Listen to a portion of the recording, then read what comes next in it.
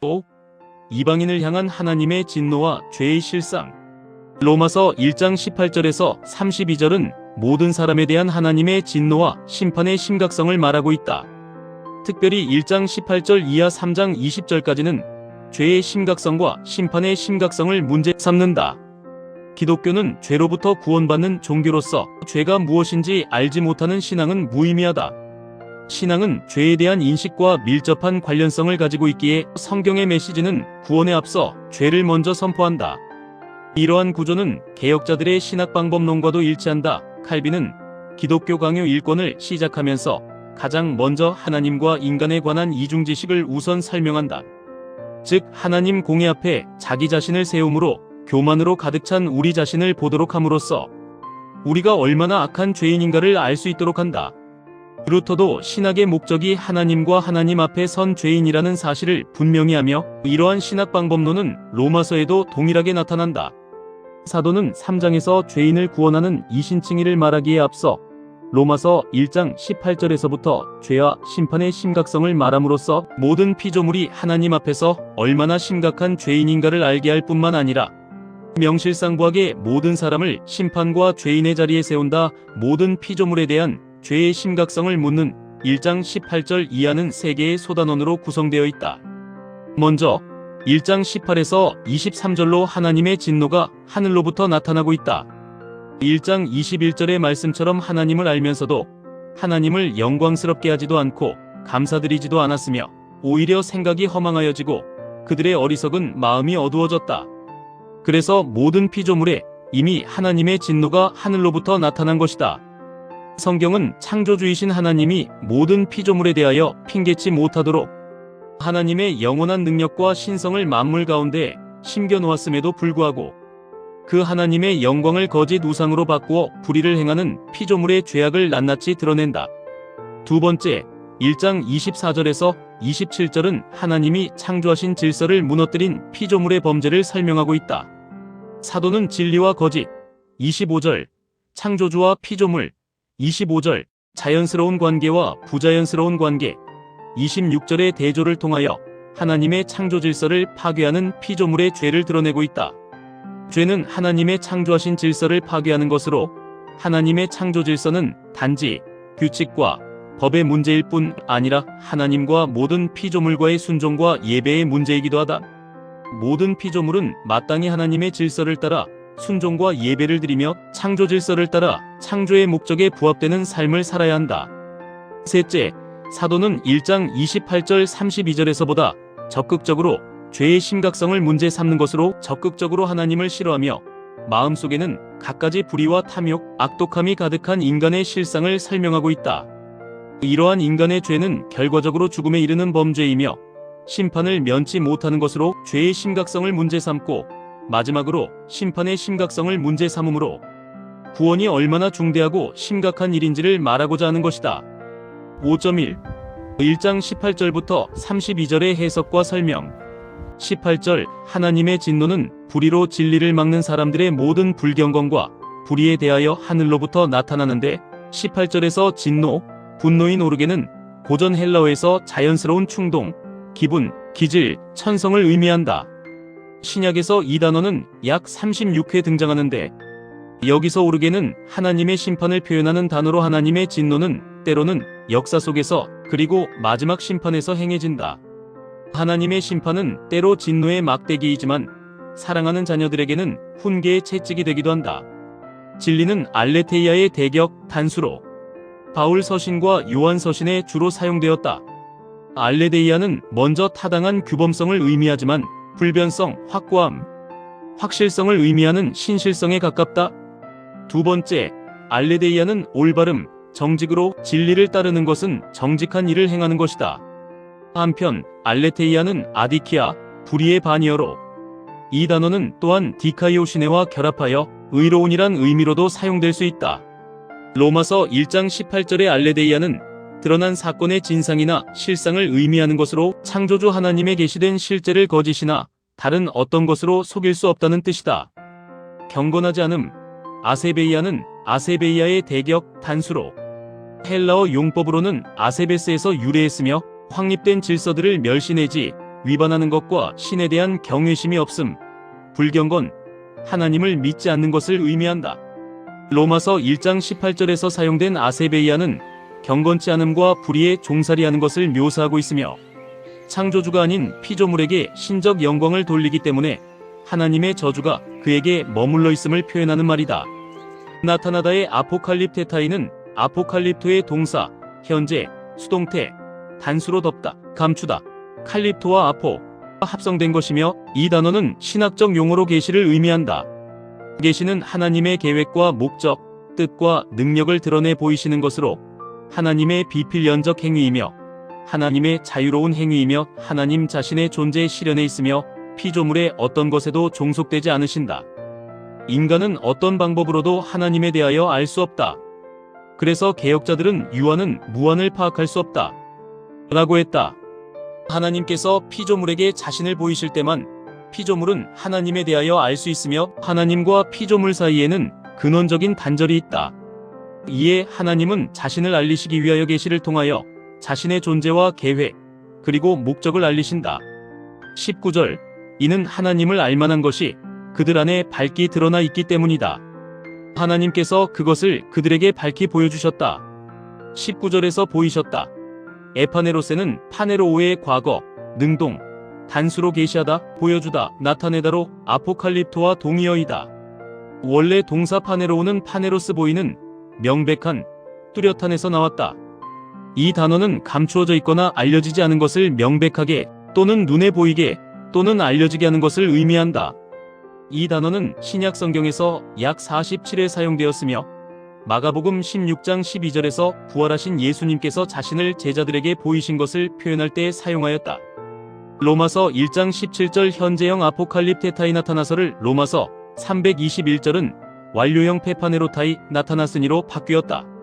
그리고 로마서 1장 19절, 고린도전서 4장 5절에서는 보이게 하다라는 의미로 사용하였다. 사도는 이 단어를 딤전 3장 16절, 디무 1장 10절에서 예수님의 성육신을 표현할 때도 사용하였고 종말론적인 계시를 의미하는 히브리서 9장 26절, 이제 자기를 단번에 제물로 드려 죄를 없게 하시려고 세상 끝에 나타나셨느니라에서 나타나서도 파네레오의 완료, 수동, 단수형인 페파네로타이를 사용한다. 히브리서 9장 26절에 나오는 끝이라는 단어 쉰텔레이아는 공간적, 시간적인 의미에서 끝이 아니라 질적인 의미에서 완성, 성취를 의미하는 단어이다. 그래서 그리스도의 현현이 단회적이며 종말론적이라는 사실을 의미하며 파네레오는 그리스도의 부활과 재림에 관련해서도 사용되었다. 20절, 세상 창조 때부터 그분의 보이지 않는 것들, 곧 그분의 영원하신 능력과 신성이 그분께서 만드신 만물을 통하여 분명히 드러나 알게 되었으므로 그들이 변명할 수 없다. 창조, 크티슈스는 크티시스 속격, 단수 형태로 피조물을 뜻하며 이 단어는 원래 크티조, 창조하다에서 유래했으며 창조행위나 창조의 결과물을 의미한다.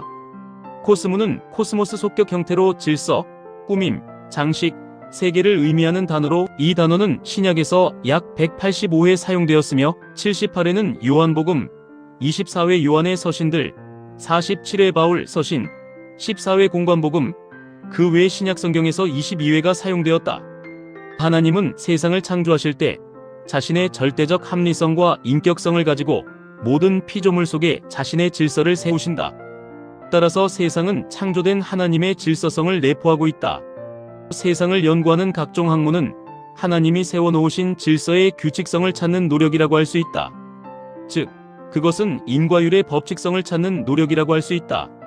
그러나 죄로 말미암는 인간의 무지는 이러한 노력에도 불구하고 만물 속에 심겨진 신성과 질서성을 올바르게 파악할 수 없을 뿐 아니라 더 나아가 하나님의 존재나 본질을 아는 것은 더욱 불가능하다.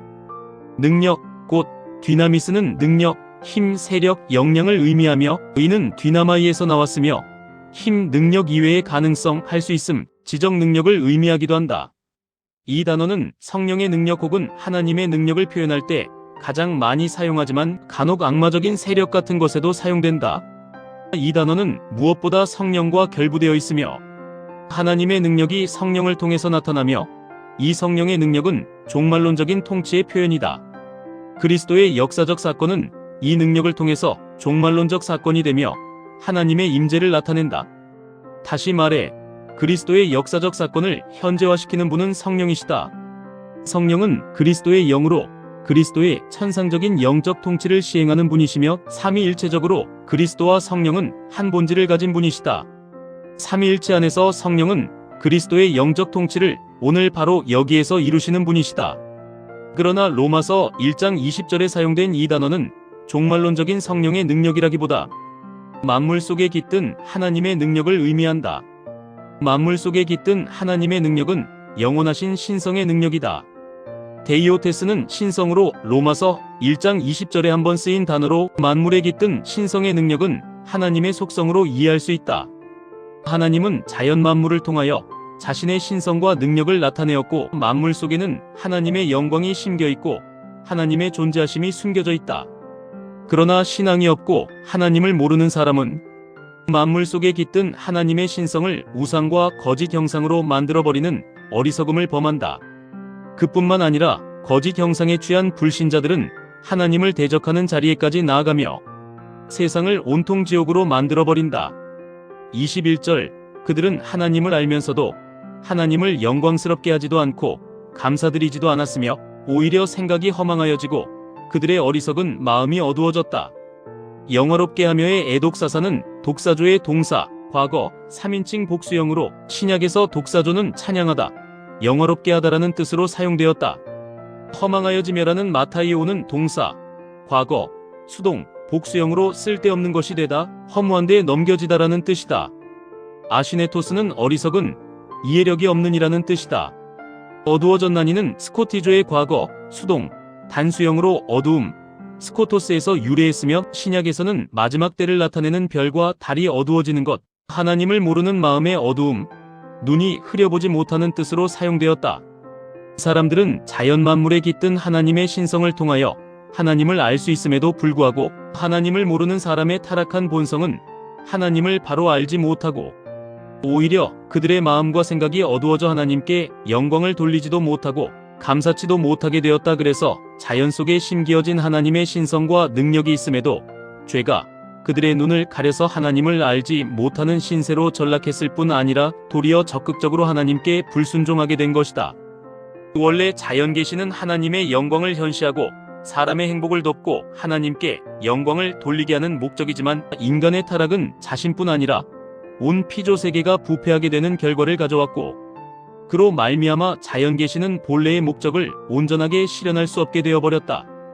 22절 그들은 스스로 지혜 있다고 하나 어리석게 되어는 모라이노의 과거, 수동으로 원래 어리석게 행동하다라는 뜻이다. 하나님을 모르는 사람들은 자신 스스로 지혜 있는 것처럼 행동하지만 결과적으로 지혜 없는 자로 판명이 난다.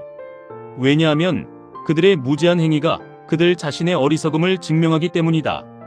온전한 지혜는 하나님을 경외하는 것에 있다. 사람의 지혜는 자신 스스로에서 나오는 것이 아니라 오직 하나님의 경외하는 것에서 나온다. 하나님을 경외하는 것은 존경과 두려운 마음으로 하나님을 섬기는 것이다. 23절 썩어지지 않는 하나님의 영광을 썩어질 사람과 새와 짐승과 기어다니는 동물의 형상으로 바꾸었다. 썩어질은 푸다르토스의 형용사로 사멸되리라는 의미이다. 여기서 형상, 호모이오마티는 호모이오마의 여격으로 유사함, 닮음, 형상, 모습의 뜻으로 이 단어는 같게 하다, 비교하다라는 호모이오에서 유래하였다. 이 단어는 신약에서 우상과 관련하여 혹은 죄와 관련하여 같은 본바다와 같은 의미로 활용되기도 한다. 형상은 유형적인 형상이나 은유적인 의미에서 형상과 복사된 것과의 관계를 말할 때도 사용하는 것으로 바울은 하나님의 형상으로서의 인간, 하나님의 형상으로서의 그리스도, 그리스도의 형상인 신자들을 표현할 때 이 단어를 사용하기도 한다.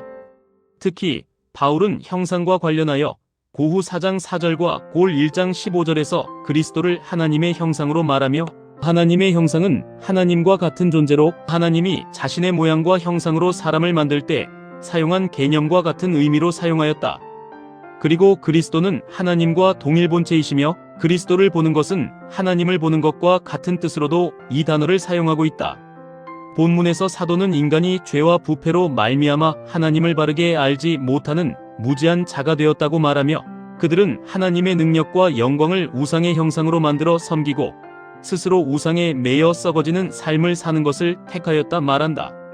그뿐만 아니라 죄와 부패는 인간의 가장 깊은 곳에 침투하여 스스로 썩어지는 삶을 살게 할 뿐 아니라 하나님을 거스르는 일을 즐거워한다. 하나님의 영광과 능력과 신성은 썩지 않는 영원한 것으로 바울은 고린도전서 15장 42절에서 썩을 것으로 심고 썩지 아니할 것으로 다시 살 것이라고 말한다. 썩을 것은 육의 몸이고 썩지 않을 몸은 신령한 몸, 소마 푸뉴마티콘이다. 사도는 여기에서 하나님의 형상으로 창조된 사람이 죄로 말미암아 육적인 존재가 되었고 한갓 썩어질 존재가 되었다고 말한다. 한편 고린도전서 15장은 우리가 최종적인 부활의 몸을 입을 때 썩지 아니하는 신령한 몸으로 변하게 될 것이라고 말한다. 우리가 날마다 하나님의 형상으로 회복된다는 것은 겉사람은 날로 쇠약해지나 속사람은 날로 새롭게 되는 것이며 궁극적으로 최종적인 부활을 통하여 강하고 썩지 않는 신령한 몸을 입는 것이다. 사람의 근원적인 문제는 죄와 타락에 있다. 사람이 가진 근원적인 불안은 죽음이고 날마다 자신과 괴리된 낯선 시간과 낯선 공간의 불안을 느끼고 살아가며 타락한 본성은 끊임없이 이 불안과 오염을 증폭하는 일을 일삼는다. 부패한 사람의 본성은 하나님의 가장 좋은 목적을 최악의 목적으로 바꾸어 버리고 가장 선한 것을 가장 비참한 것으로 바꾸어 버린다. 더 나아가 죽지 않을 것을 반드시 죽을 수밖에 없는 것으로 바꾸어 버리고 가장 강한 것을 가장 허약한 것으로 만들어 썩어 없어질 것으로 만든다. 죄는 가장 영광스러운 존재를 가장 비참한 존재로 만들어 영원한 저주 가운데 처하게 한다.